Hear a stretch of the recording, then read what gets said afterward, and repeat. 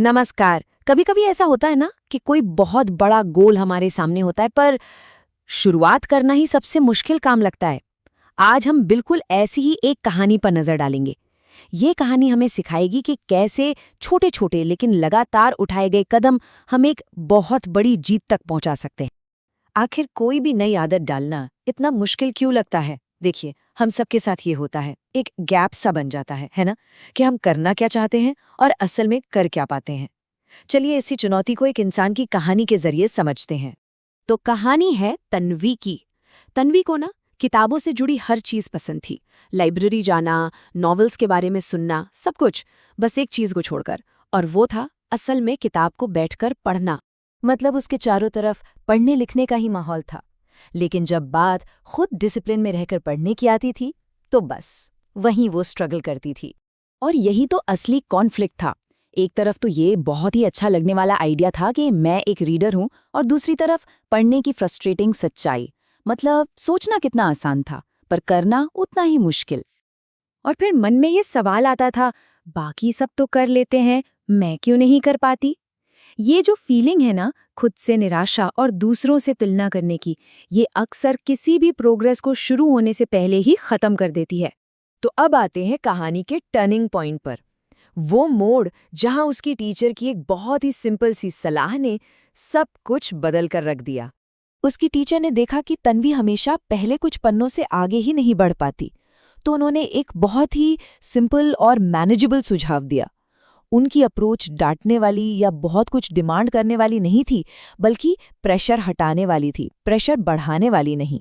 उन्होंने कहा, देखो, इम्प्रूवमेंट का मतलब ये नहीं है कि मोटी मोटी किताबें जल्दी जल्दी खत्म कर दो, बल्कि सही डायरेक्शन चुनना और उस पर टिके रहना, ये है असली इम्प्रूवमेंट।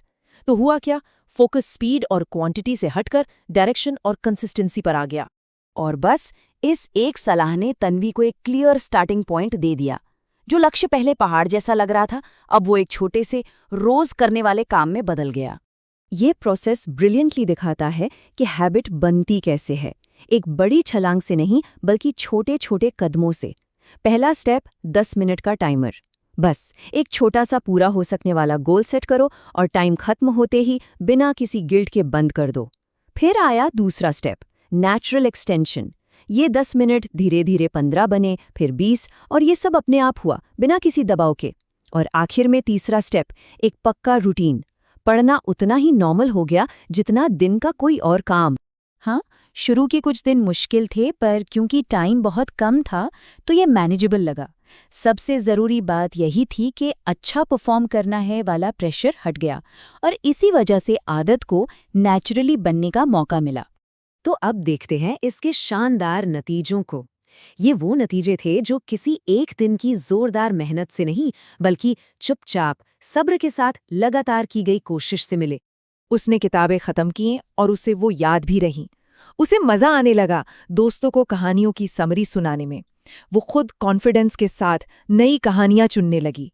और सबसे बड़ी बात, पढ़ना अब उसे नामुमकिन नहीं लगता था। मतलब जो चीज पहले एक बोझ लगती थी, अब वो एंजॉयमेंट और कनेक्शन का एक असली जरिया बन गई थी। जब स्कूल में 1 महीने का रीड-अ-थॉन अनाउंस हुआ ना, तो उसमें अपने लिए एक छोटा सा गोल सेट किया और चुपचाप उसे पार भी कर लिया। इससे पता चलता है कि उसका ये जो नया कॉन्फिडेंस था ना, वो अंदर से था, किसी को दिखाने के लिए नहीं। और जब वो अवार्ड सेरेमनी में खड़ी थी ना, तो उसे जो गर्व महसूस हो रहा था वो उस मेडल के लिए नहीं था।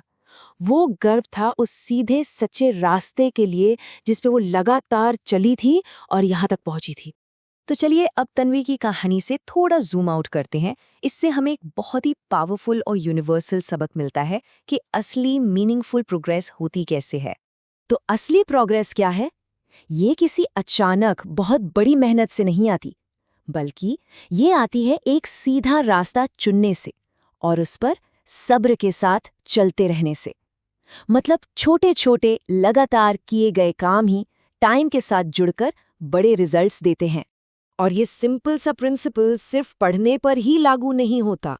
सोच कर देखिए, कोई भी नई स्किल सीखनी हो, कोई आदत बनानी हो या किसी भी बड़े प्रोजेक्ट पर काम करना हो, सही दिशा में बढ़ाए गए छोटे लगातार कदम हमेशा आगे ही लेकर जाते हैं। तो आखिर में ये एक सवाल हमारे लिए है, ऐसा कौन सा लक्ष्य है जो अभी शायद नामुमकिन सा लगता है, लेकिन अगर उसे पाने के लिए सिर्फ एक छोटा, लगातार चलने वाला कदम चुना जाए तो शायद वो भी हासिल हो सकता है?